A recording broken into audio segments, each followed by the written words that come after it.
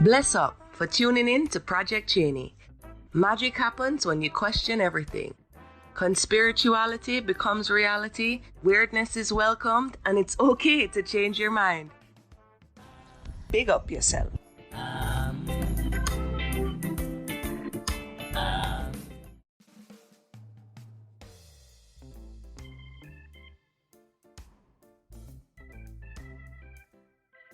Big up yourselves. Welcome back to another episode of Project Chaney. As always, I am Chaney, and I am happy to be hanging out with you today. I miss you guys. Some of you have found me in other places, and I love when you give me a shout out and let me know you're there. I've been on a few lives, and I love seeing you guys in the chat room. I have my own shadow work imposter syndrome, and when I see you guys, it makes me I'm relaxed. I have friends in the room, so thank you for always showing up. I also had a bunch of people reach out to me about my last episode, and it's always surprising to me the stuff that strikes a chord and what my intentions were when I was saying the thing, and how it's usually if I'm being a proper instrument of source, what comes through me is never what my intentions are. And I told you guys that I was a premature baby and that I was in an incubator, and my lungs collapsed right when I was born.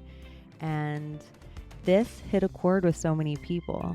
And the loveliest comments that I got and received were compliments from people that I gave words to the relationship with their child and some understanding of their child from just saying that maybe being in an incubator right when I was born really messed up my sleep schedule. And there's just... And even my amount that I don't really like to be touched, or I don't find, it doesn't give me the security that it would a normal person, because I wasn't touched for the beginning of my life like a baby should be. And when I hear from adults that I just gave words to a kid that might not have the words, it's really the best compliment that I could get. It's part of the reason that I'm really trying to heal, is so that I can find words. And for you guys, so we don't traumatize kids anymore, the adults, but to find words for children that maybe makes their route easier, or maybe gives them, an adult, some understanding of them. That touches my heart in this beautiful, beautiful way that, it's really the greatest compliment I could get. I feel like that's what we should all be doing here. That's how a community or a tribe or a place gets better, is because there used to be the philosophy that we planted trees that we would never feel the shade of. And I think we should do that with ideals and ideas and spirit and community. And somewhere it got lost in generations. And I used to be bitter at those generations. But now I understand that they were just brainwashed too, and they were just running on their programming. So all we can do, when you're quote unquote waking up to this shit show that we're all living in, is be honest with ourselves, and be honest with each other, and be honest with our kids. I don't think it's necessarily a good thing to tell your kids about Santa Claus. I think this is a really detrimental thing for children, to learn about a myth, and then you're going to try to teach them about spirit after that.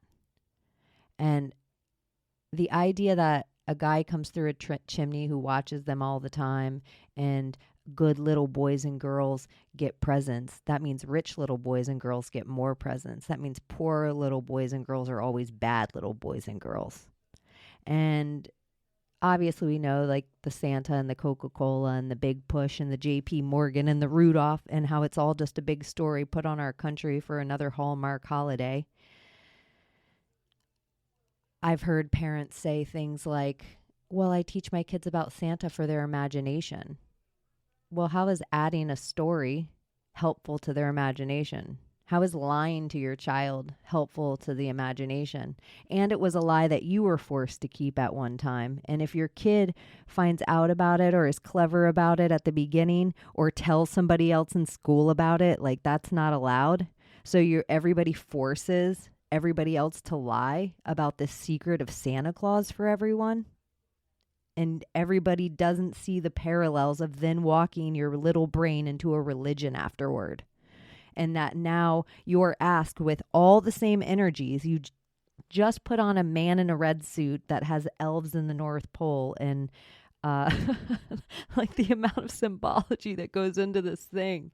And you don't see how it lines up with so many different religions or gods. And that the idea that you're asking a little kid brain to accept this one thing, sometimes you're asking that little kid brain to accept them both at the same time. And for what? To what end? For what purpose? I know I don't have children. And if you taught your kids about Santa out there, and I'm totally off base on this, please write me, hit me up. You can hit me up at projectchaney@gmail.com. You can find me on Twitter at Project Chaney or Chaney Project. You can find me at Chaney_in_Wonderland on Instagram or Project Chaney on Instagram. Or you can just go to projectchaney.com and hit any of the links and write me, because I really want a good argument here. Why in the F is anyone teaching their kids about Santa Claus anymore?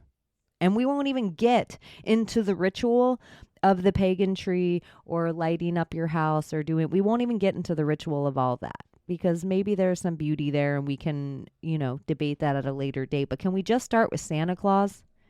What the F? Santa Claus is a mental vaccine.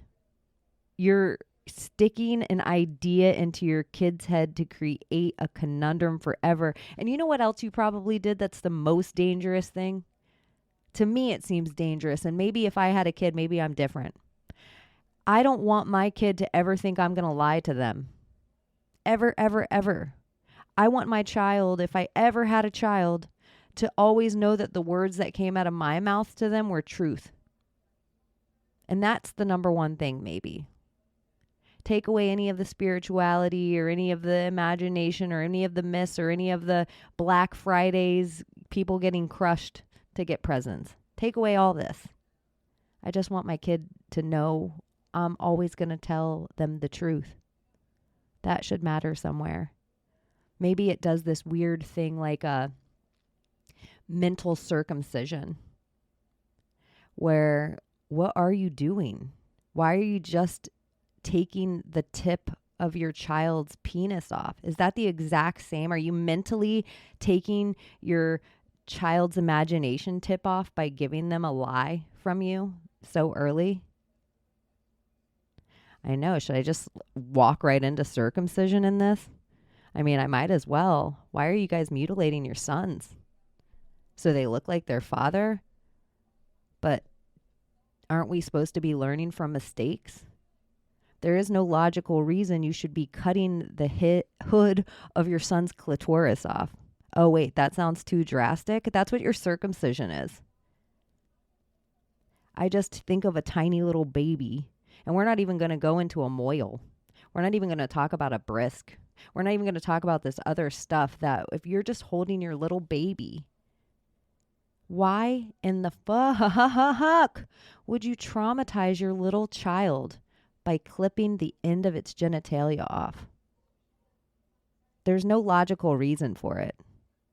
It seems sick to me.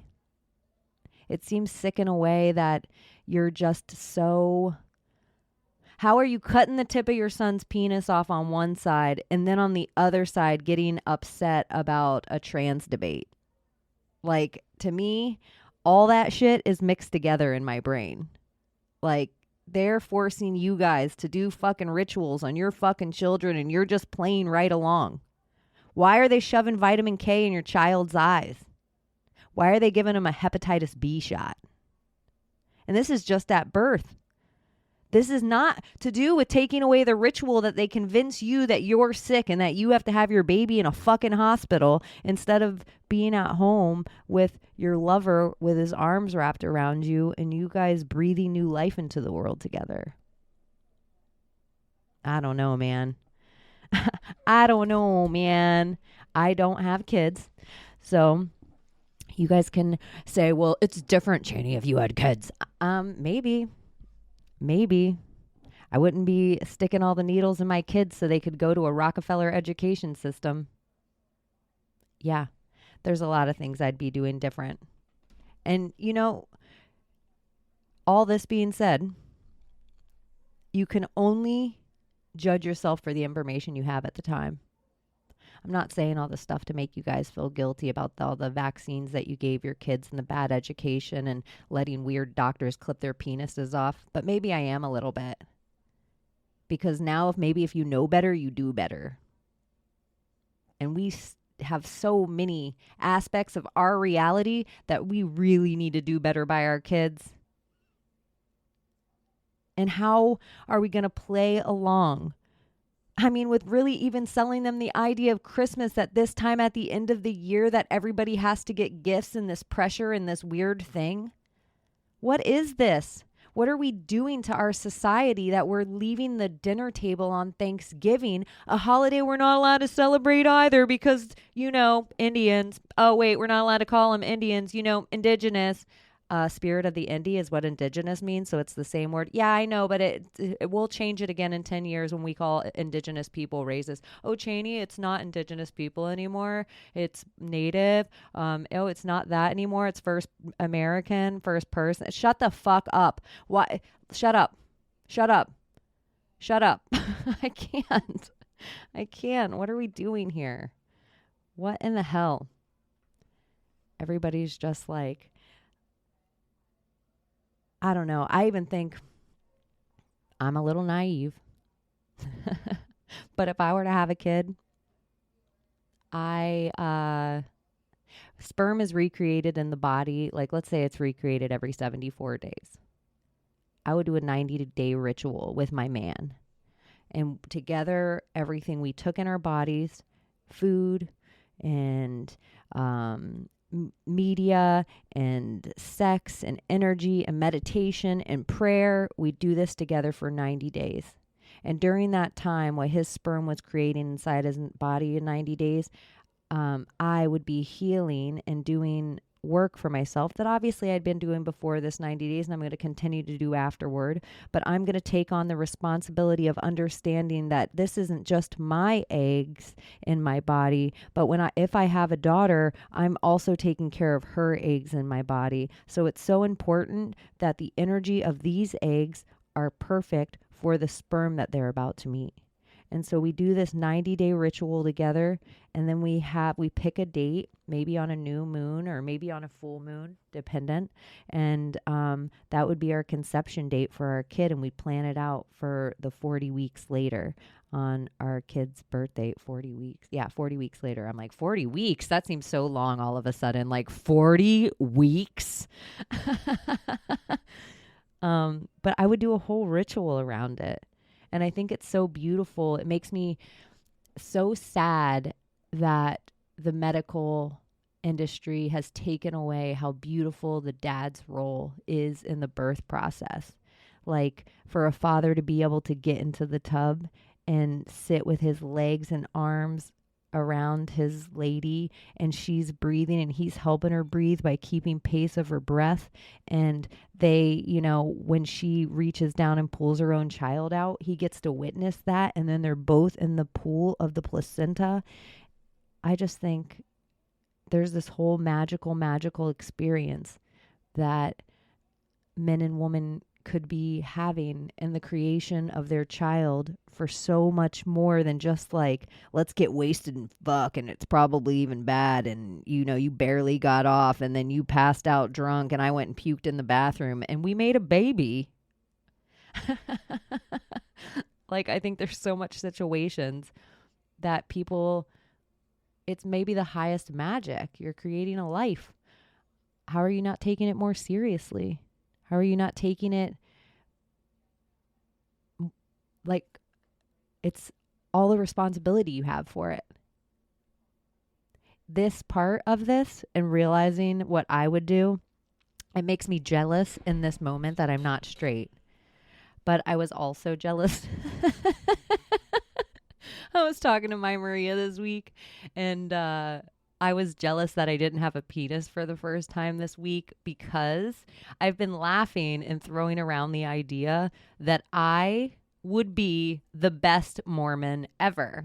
And so, I'm a contrarian. So I was fantasizing this idea about Mormons, which I have this whole Mormon philosophy that's totally different than this, but how I got here in my stupid brain, making myself laugh, is if I met the right dude, if I was a Mormon lady and I met the right dude and he knew who I was, but I also knew who he was.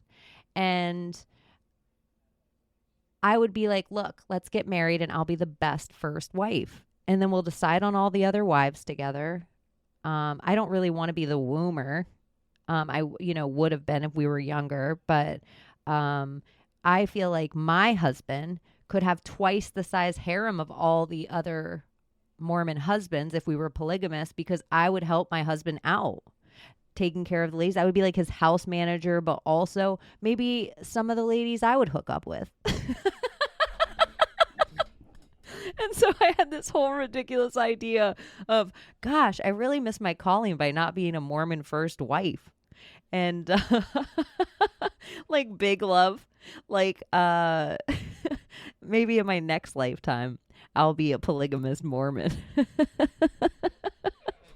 It's so ridiculous.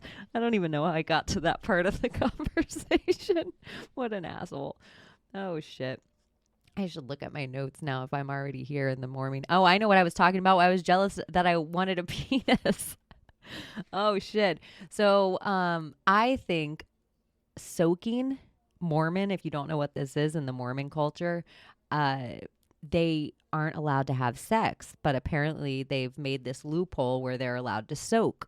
And so soaking is where a Mormon man puts his penis into a female's vagina and then they lay still. They're not allowed to wiggle or anything. But in some aspects of soaking, their friends will come in the room and either get under the bed or get on the bed, and they shake the bed to stimulate movement. So the couple is not actually having sex. Isn't this the craziest concept ever? Okay. So I was thinking soaking, take it out of the religious form altogether. If I had a penis, I'm definitely going to fall asleep with my penis inside my woman. And then if I had like a nocturnal emission or something, then wouldn't that be so cool if she had a dream baby? Like if we both fell asleep and we were in the astral or etherical realms, and then I totally have a wet dream and come inside my partner and we have a dream baby. Is this possible? I don't know. This was my idea that I had of soaking, and I was very jealous of not having a penis because I was like, we would have to fork or spoon in just the right way, and we would definitely be trying this out. So I don't know if this is a amazing thought or a shitty thought. You guys will have to reach out to me out there, because obviously I'm a lesbian and I don't have a penis, and I'm never going to get soaked by a penis. But the idea of having a penis and soaking a woman, it makes me do the Italian kiss chef hand. Maybe that's a bit much for you, just in the first 18 minutes in. But you're here, and you know how my podcast is. We go all over the place. We could be talking about mud floods one minute, and then just Mormon soaking the next. Oh, shit. Let me look at my thing and see what I have going on. There was some UFC fights. Some fun UFC fights. I'm doing really good on my picks. If you follow me on Twitter, I try to put out my UFC picks every Saturday before the fights, and they're killer. You can do some parlay bets off my picks and make yourself some money. I actually had somebody that wrote me over the weekend, and they said, just for shits, I picked one of your bets off your card, and they bet like $2 or $3 and made like $47. So they were like, holy cow. And I'm like, I'm telling you, I'm good at this. But Charles Dubronx Oliveira lost his title to Islam Makhachev.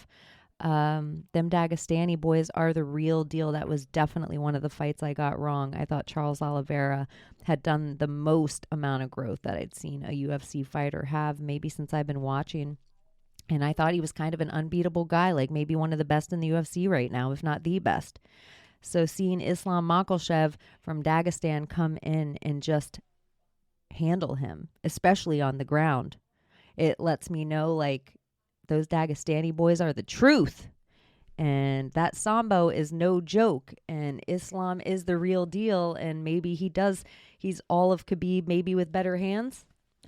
I don't know. So I will not bore my entire audience with a bunch of UFC talk, but there was some amazing fights at UFC 280 this past weekend. If you haven't started watching UFC or MMA, I really highly recommend it. It's pretty amazing. I think it's a great hobby for a lot of people to take up as well. The amount of aspects of different mixed martial arts. Discipline is a really good thing. Building community is a really good thing. Flexibility is a good thing. Strength is a good thing, blah, blah, blah. And all those come from that. So that's not a free plug, but it's a free plug. Join an MMA gym. Let's see what else I have going on here. I think I did. I have notes everywhere now. I don't know why I'm not as organized as I used to be, but I have been texting myself things. Oh, the NFTs. I've brought it up on the show before, how I just never bought into it. I always thought there was something like bullshit about it. And I always felt like it was just one way, like good marketing on one cryptocurrency was like, this NFT is only offered in this cryptocurrency. But I have this new theory now on NFTs. And it was Logan Paul's podcast, and he has a guy on there that they call Big Mike. And Big Mike had one of the Bored Ape Yacht Club NFTs. And when the crypto market crashed, the NFT values crashed as well. And so I was thinking, isn't changing your crypto to an art and taking a loss on it, is it the same as taking a loss on real life art? So, because I have this whole theory that art is nothing but money laundering, and you can take a loss every single year on you never have to tell the government how much you made. If you have a few art pieces and get them appraised, then you can always take a loss on your art. So if all these celebrities, if the powers that be knew they were going to crash the crypto markets at a certain time, wouldn't it behoove them to create a certain NFT so that all the certain key players that are playing along could have it, so when the markets dipped, they could claim a loss? I don't know if I'm making any sense here, but there's definitely something with the way the media pushes certain of these NFTs on us. And I really think NFTs altogether were a big fucking bust.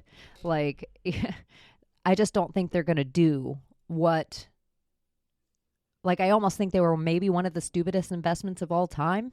I don't think they're ever going to do what people think they're going to do, which is making me think of AI art right now. And I think AI art is even lying to us. It's showing us that this is how the computer thinks, because the computer actually thinks a lot better than that. The computer actually puts out a lot better images than that. But as long as we think it like this, it gives us this superiority complex over the computer still, by thinking the computer can't draw hands. The computer can't make faces. That doesn't really look like Joe Rogan, the homunculus. Joe Munculus. That doesn't really look like Joe Munculus. I don't know. The AI art's creeping me out. It's everywhere, and I can't quite figure out what it is we're doing by giving it the information we're giving it by titling these things.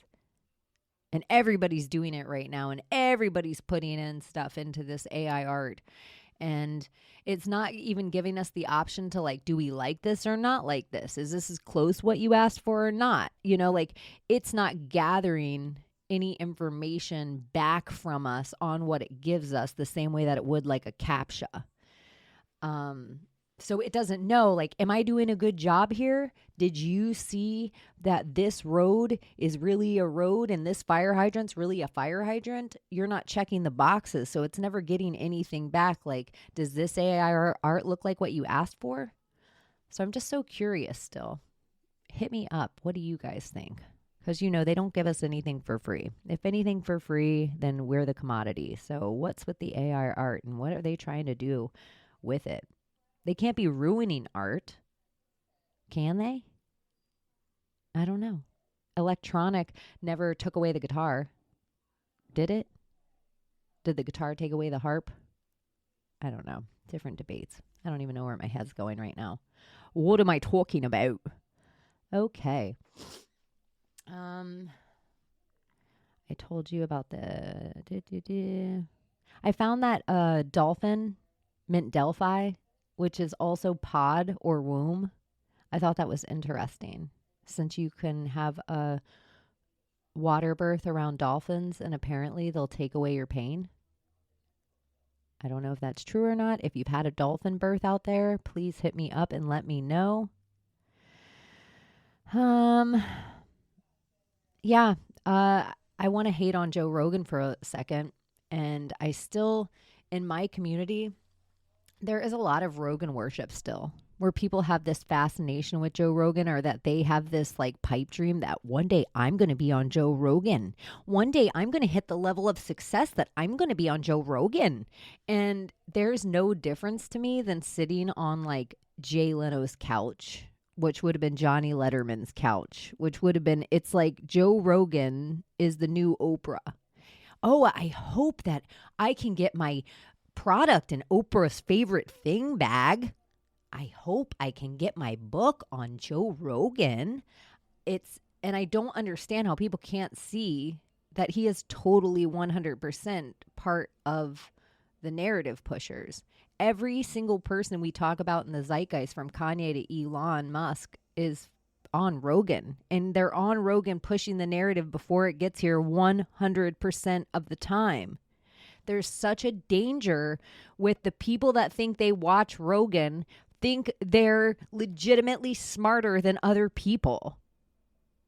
It's a danger to me. It's a danger, like the amount of bullshit products that this guy pushes out, and everybody still gives him this kudos. But you know who the new Rogan is, because Rogan's getting figured out. And he's a little too Texas now. He's a little too Dan Crenshaw. He's leaning a little too into this Southern man idea that they got to keep their narrative tight. So the liberal New York Joe Rogan is, turn your phone to the side. I'm Andrew Schultz, and sometimes I talk like I have a really heavy Brooklyn accent, and sometimes I talk normal. But if you notice, my mouth always looks like I'm acting. I was on VH1, the boy code or man code or whatever code, and now I have a bunch of podcasts, and I ride Charlemagne the God's coattails. And so I'm going to talk about Kanye, and I'm going to talk about all these topics, and I'm going to mock Candace Owens about, oh, yeah, we were all saying that for the last 6 months.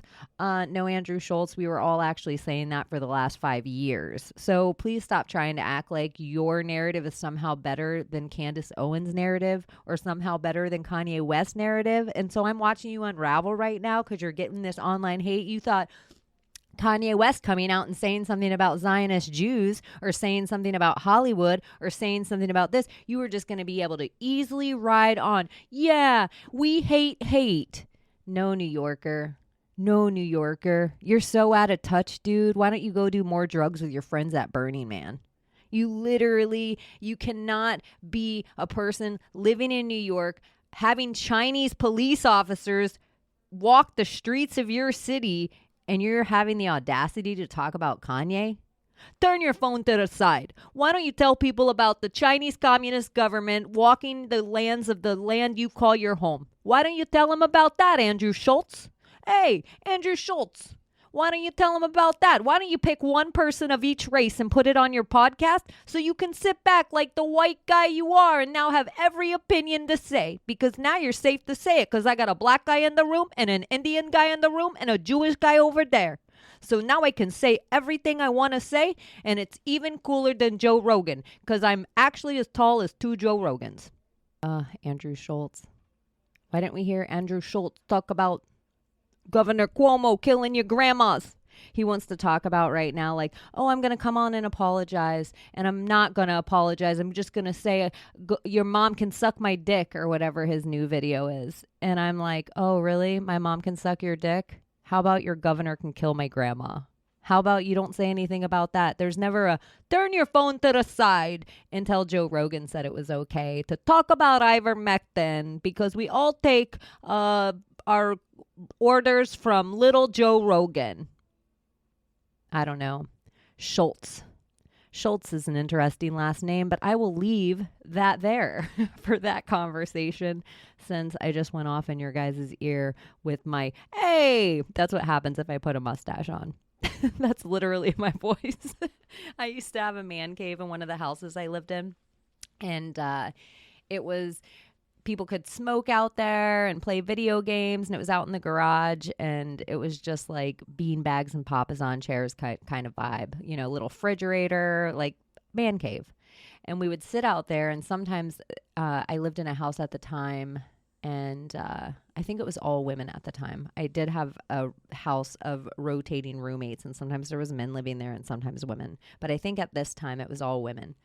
And I had a whole bunch of mustaches, you know, those packs of mustaches that you can get, hanging right by the door. And for some reason, it was funny to me if women came into my man cave that they had to put a mustache on.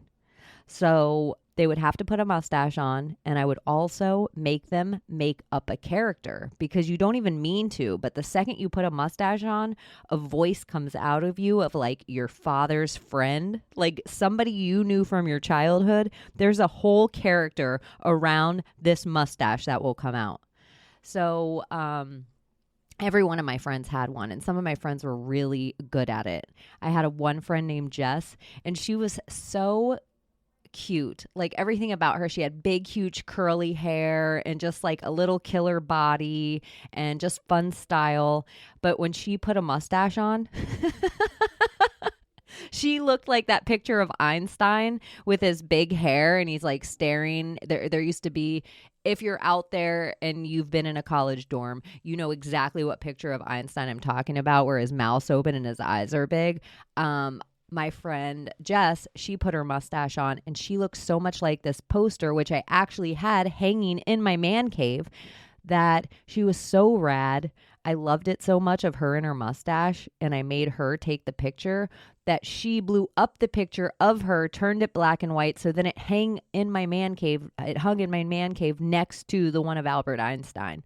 Yeah, it was fun. I think you guys should all try on a mustache sometime in the next week, because they are floating around at these Halloween stores and whatnot, and you should figure out what your mustache character is. And this is not just for ladies. This is men too. A lot of men out there have never had a mustache, or they shave down, you know, when they're cutting their beards or whatever. And so they'll like have a Fu Manchu, and then they'll cut it down and they'll have a Tom Selleck, and then they'll cut it shorter and maybe they'll have a Hitler.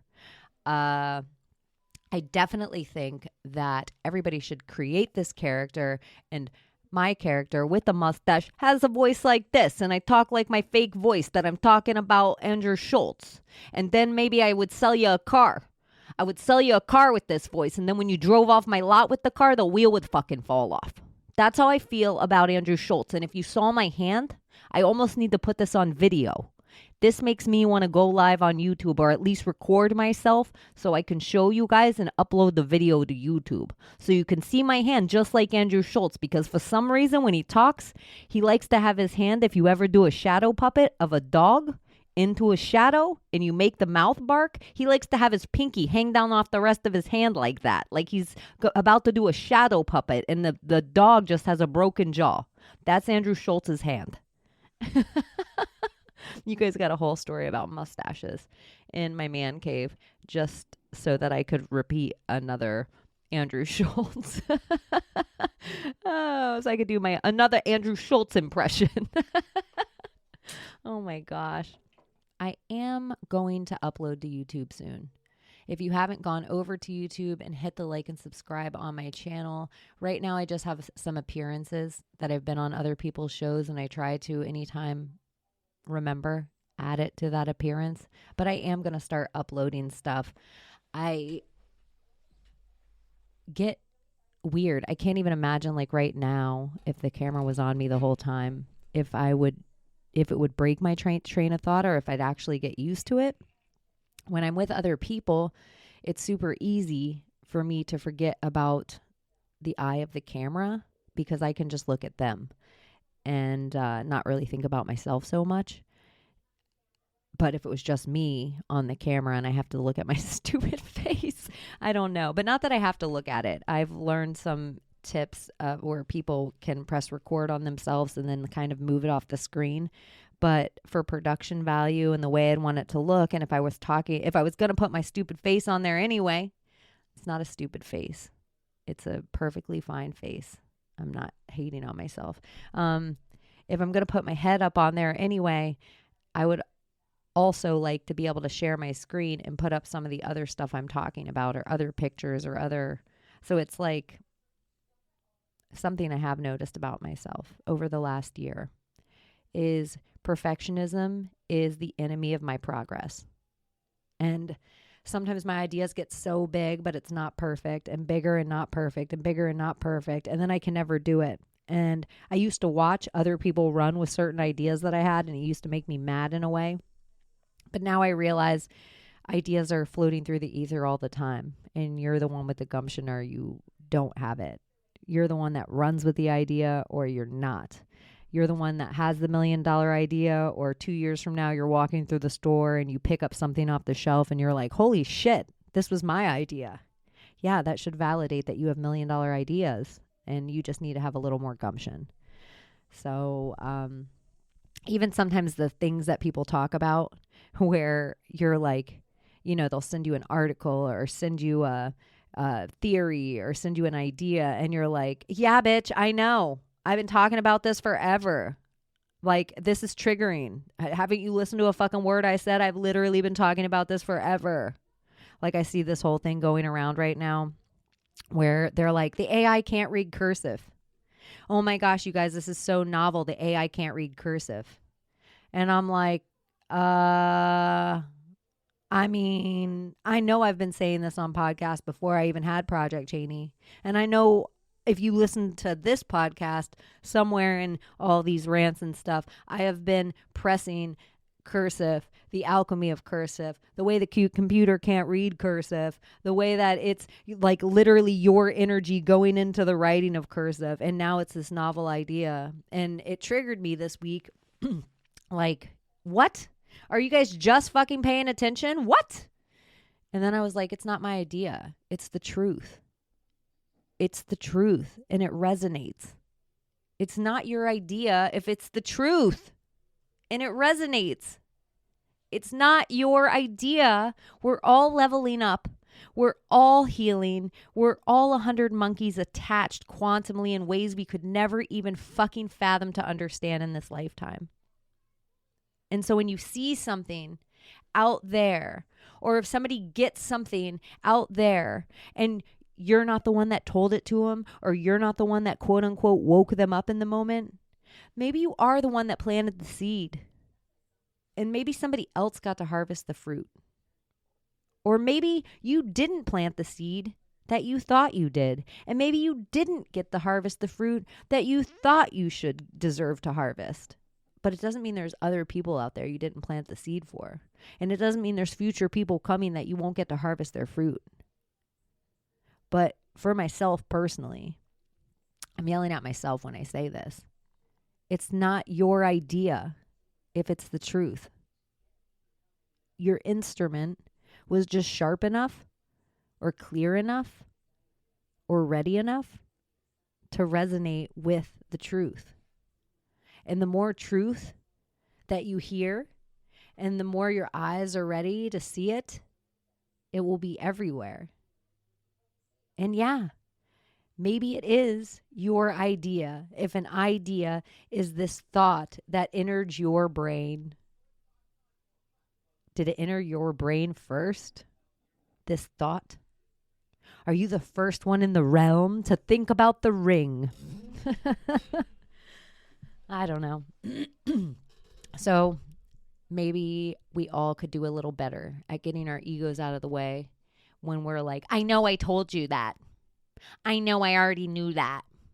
Oh, I know. Well, maybe just shut the fuck up and let them finish, because I guarantee you what happens to me all the time, the more I've shut the fuck up and let other people talk.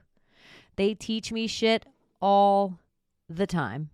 And they expand things that I didn't even know were going to be a thing until they started talking. And sometimes what else I've even noticed, which is so beautiful, is my running yap trap has its 10,000 hours in being a running yap trap.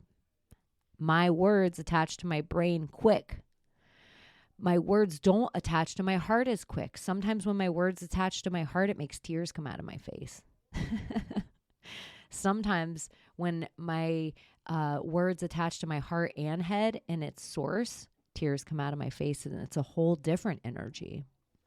But I have my 10,000 hours of talking, and I am getting better at it every day. And I've had a job where I've talked on the radio in life, and I've done stand-up comedy, and I've managed big, huge things where I had to use my words a lot. And I've been on the microphone for a long time. And a lot of you out there, you give me these amazing compliments, and you let me know how my words affect you, or how good I am at expressing myself sometimes. And right now in this moment, as I'm saying that, I'm like struggle city trying to pull words out of my brain to speak. But one of the real beautiful things that I've noticed in like the last 2 years of my journey, and I say that like the last 2 years, maybe a little more, is because that's when like the Telegram chat rooms came into play, and maybe some Instagram chats and things like that.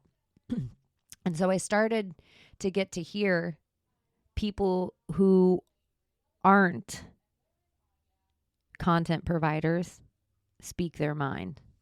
And I started to get to hear people who aren't quote unquote good with their words get to speak their mind.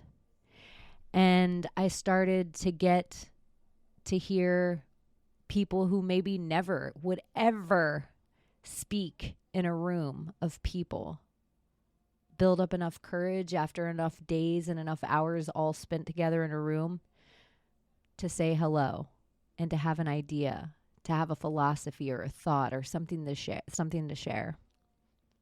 And I've gotten to watch these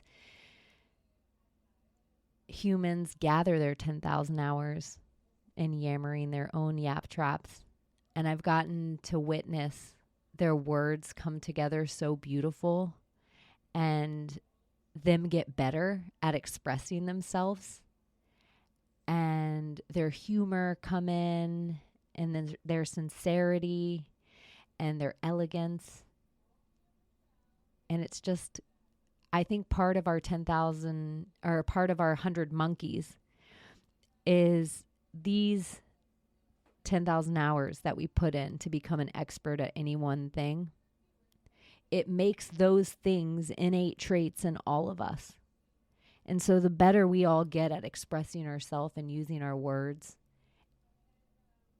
it heals all of us, and it gives us all the opportunity to have the words to use and to get better at using those words and more confident at using those words.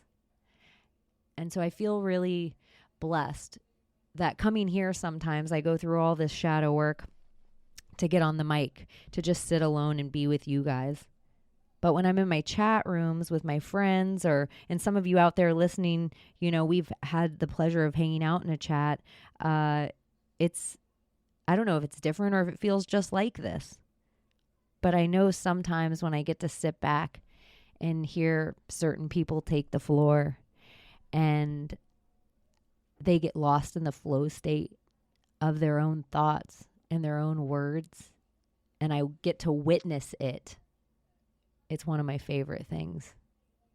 And so I'm proud of you guys out there for taking the chance to have the words and your real life and the chat rooms and the social media online. Because no matter how much we might hate it, it's here. And you can say the computer and the Twitter and the Facebook and the Instagram, they're all here to take away from us. But a lot of us have found each other through these means. And a lot of us have found a lot of great information through these means. And a lot of us have found some cool communities and some cool ideas. And, you know, some of us have changed our lives because of these online things. So sometimes when things might seem like this is all evil. No, we're here.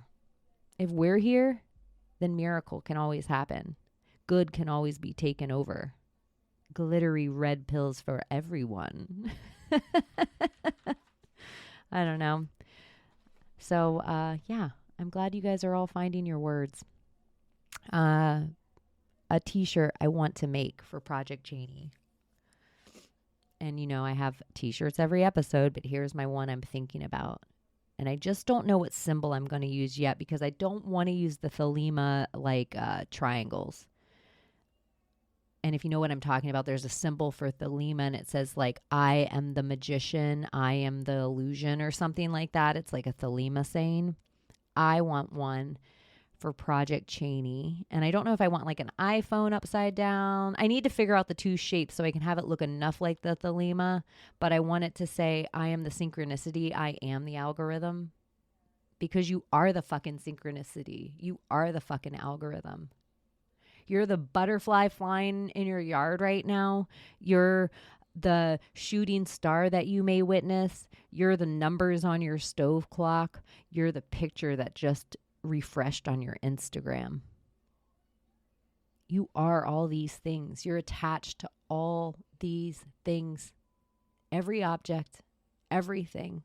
You can be attached to it as you want to be. And yeah, the algorithm could know it. How did it know? I was just thinking about that. I was talking about that to somebody and I didn't even mention it. Yeah, you could think it's all evil and it's just advertising. Or you could think you have a crystal ball in your hand that sometimes has messages for you. Have you looked up your phone pictures yet? This is something we like to play, and I might have said it here. Have you delta'd your own phone yet? There's a QAnon thing, and they call it checking the deltas, which in a couple of days, Friday, is the 5-year anniversary of Q, of 17.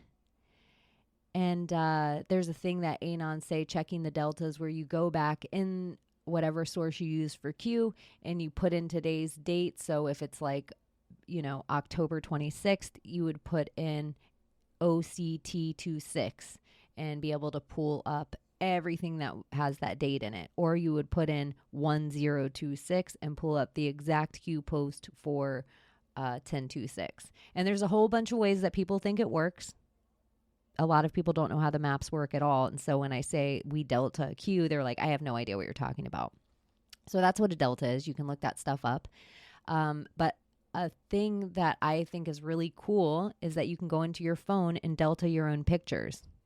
If you have an iPhone, I don't know how Androids work, but there's usually a box at the top left-hand corner that says 1 year ago. But don't do 1 year ago. Put in the date, put in October 26th in your phone. How many pictures do you have there? Some things you screenshot and you didn't even know what they were for.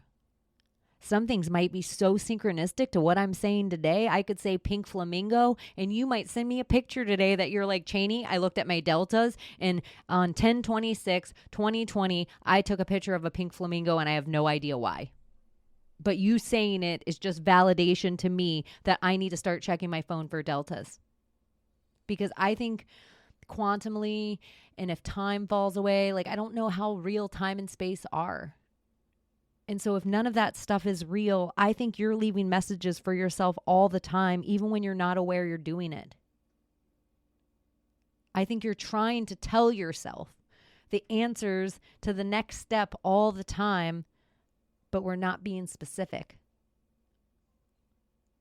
So if we were mages 1,000 years ago and we had a crystal ball or a magic mirror or a scribe in our hand, We're in mages 1,000 years right now, and we do have all those things, and it's our iPhone. So just a way to think about it. How magic do you want to play? How magic do you want to be? You are the synchronicity. You are the algorithm. And there's another Project Chaney shirt. So now I have 33.2 shirts, 32.2 shirts that I've made. Illuminati confirmed.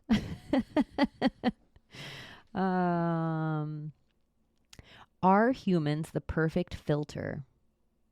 Can you put any garbage inside the human body and it will come out salt or gold or other kind of fine materials, etc.? Incinerated humans? This is what I wrote to myself. I was shooting around the idea in a chat room with the Cozy Crone this week. Or it was last week or the week before, but you know how my notes are. And we were talking about the fattening up of society.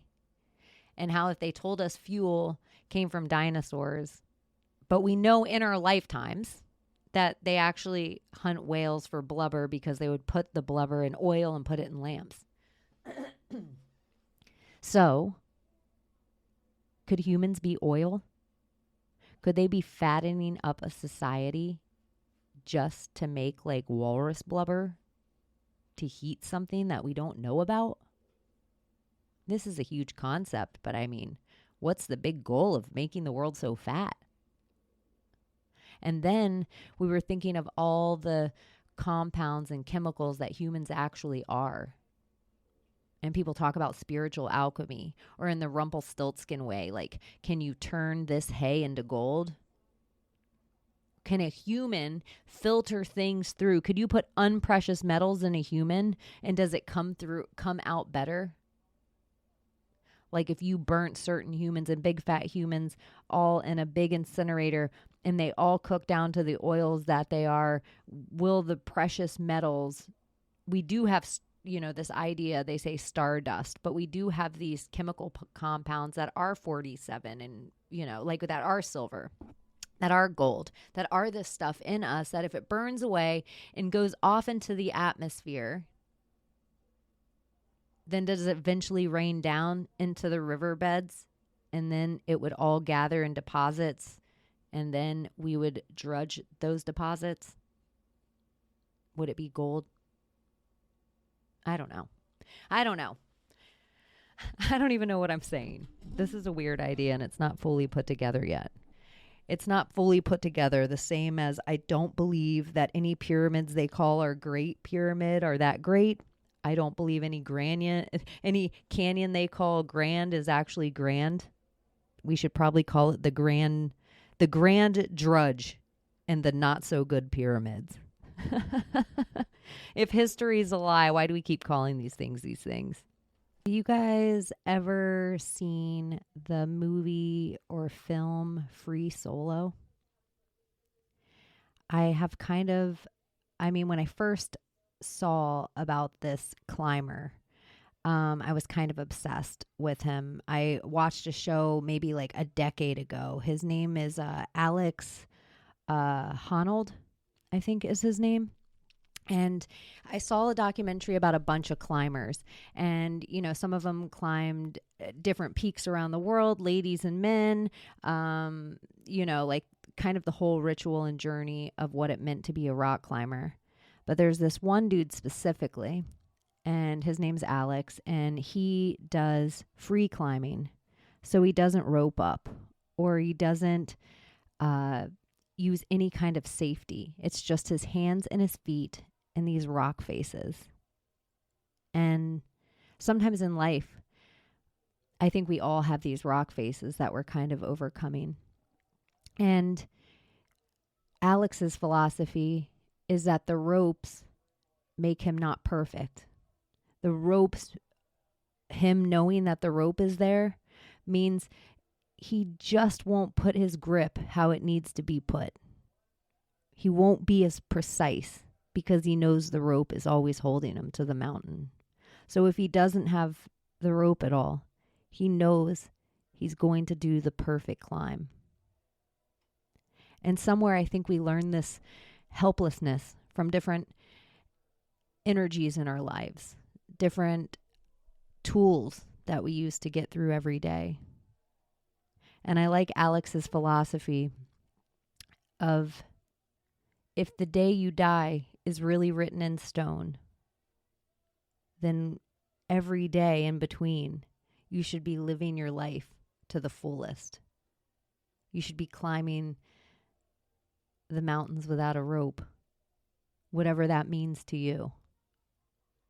Because if the only thing we're really scared of is death, and that date is a contract written in the stars, the same way as the first breath you took here, then maybe there's something beautiful about the idea of doing it all without a rope. I don't know. This episode will probably be called Free Solo. That's how I feel sometimes when I get on mic with you guys. And since I've stopped deleting all my words and just letting what's meant to be will be, I feel like I'm doing this without a rope. And I'm not worried about messing up or about falling. I'm just going to reach my hand up the rock face and feel around. And my fingers will slowly grip in. My hand will slowly become firm. And my arm muscles will slowly tighten. And I'll pull myself up to the next part. I don't know. There's something kind of beautiful about it.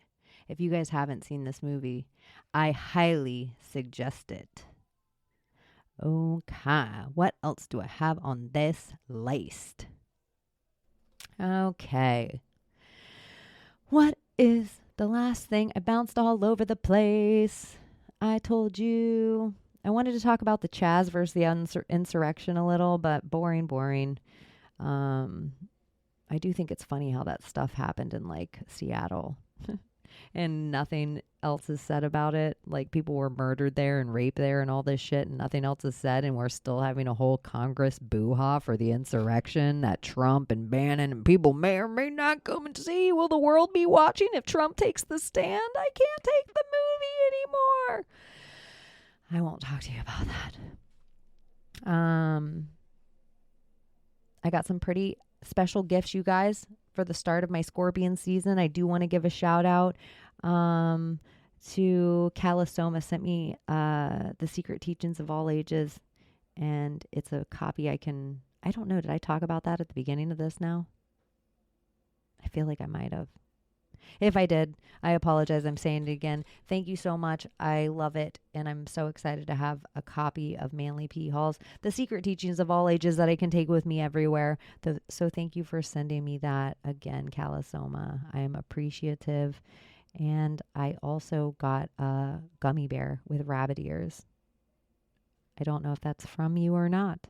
It did not have a name in the box. So whoever sent me the big, enormous gummy bear with rabbit ears, I'm really appreciative of that too. I have not eaten it yet. It's almost too cute to eat. I should take a picture and put it in my chat. So the last thing I wanted to talk about today, and hopefully my head will run somewhere else because it does seem kind of heavy. I don't feel heavy when I say it. But I have the expectation of grief written down. And I think grief is a really important emotion.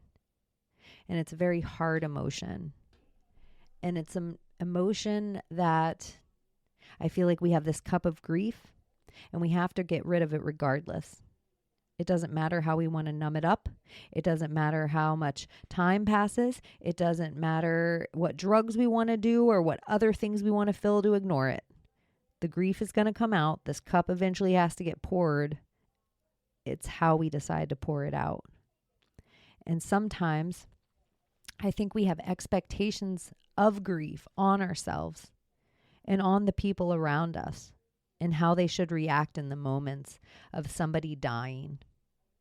And if you know somebody that lost a spouse and it seems like maybe they moved on too quick to another spouse, and we put that judgment on them like, oh my gosh, their husband just died blank amount of time ago. How could they have a boyfriend already? Oh my gosh, it's been 20 years since her husband passed and she's never going to be with anyone again. what one's right. I feel like we judge other people all the time for distance between when they're allowed to do the thing. And we put that on them, but we also really harshly judge ourselves and feel like an asshole with our grief.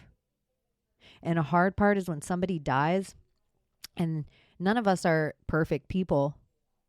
And when a not perfect person dies, and everybody around you makes them a saint, and you know that motherfucker wasn't a saint. They were human as all of us, but now we're not allowed to say these things because they're dead, and you have to respect the dead. And so then there becomes a guilt that you internalize, and you feel like an asshole for thinking that person was an asshole when they were alive. The expectation of grief is tricky, tricky, tricky.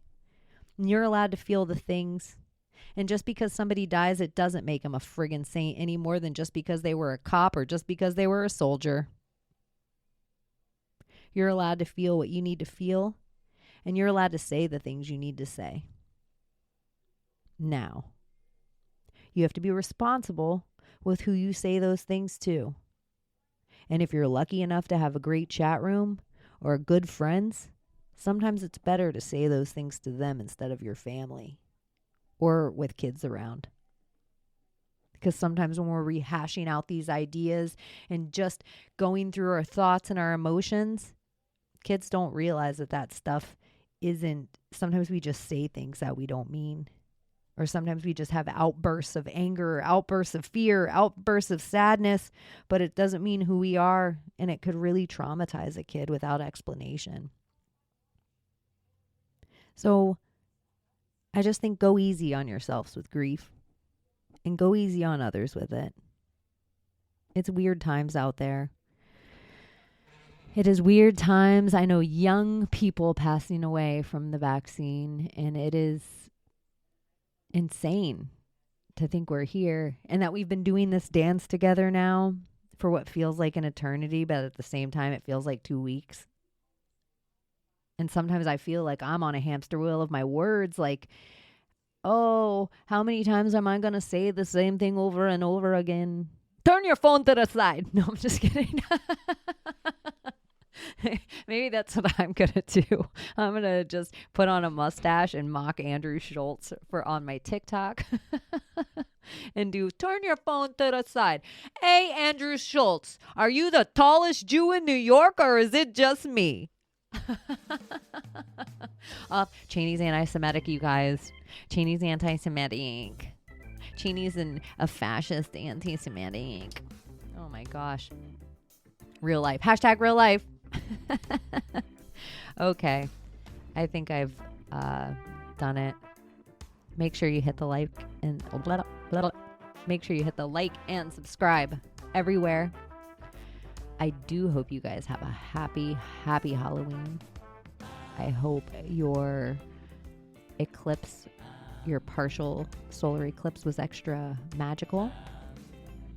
And if you feel like leaving me a 5-star review or hitting me up anywhere or adding me as a friend, I would love it. And so, thank you for hanging out on this episode of Project Chaney. Maybe I will see you guys before the elections. Oh my God, are we going to talk about the elections? Chaney, what do you think about DeSantis and Trump? Do you think they're fighting? Oh my gosh, what's going to happen? I don't know. Maybe I'll be back and we'll talk about it. I'll have to leave you there. Daddy versus daddy. Just kidding. Just kidding. I don't want to trigger you guys right at the end with calling DeSantis daddy or Trump daddy. It makes some people's pussies tighten up. Oh shit, it's Scorpio season. I should get off now. Bye. So she has been Chaney and now she's off to Kablunt. See you next Tuesday, you fucking cunts.